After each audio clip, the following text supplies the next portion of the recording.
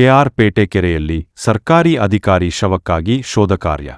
ಕೆಆರ್ಪೇಟೆ ಪಟ್ಟಣದ ಕೆರೆ ಬಳಿ ತೋಟಗಾರಿಕೆ ಇಲಾಖೆಯ ಸಹಾಯಕ ತೋಟಗಾರಿಕಾ ಅಧಿಕಾರಿ ಜಯರಾಮ್ ಅವರ ಬೈಕ್ ಮತ್ತು ಚಪ್ಪಲಿ ಪತ್ತೆಯಾಗಿದ್ದು, ಅವರು ಕೆರೆಗೆ ಬಿದ್ದು ಆತ್ಮಹತ್ಯೆ ಮಾಡಿಕೊಂಡಿರುವ ಶಂಕೆ ವ್ಯಕ್ತವಾಗಿದೆ.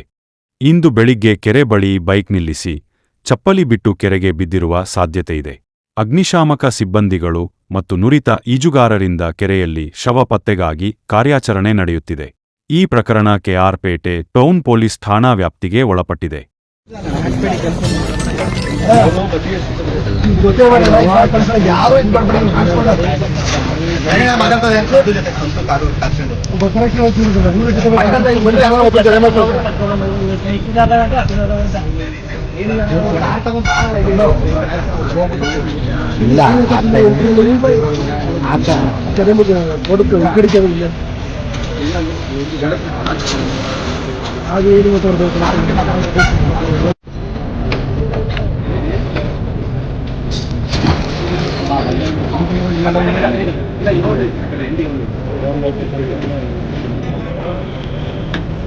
ಈಗ ಹಾಕ್ತಿದ್ರು ಅಲ್ಲೇ ಹಾಕಿ ಈ ಕಡೆ ಹಾಕ್ತೀವಿ.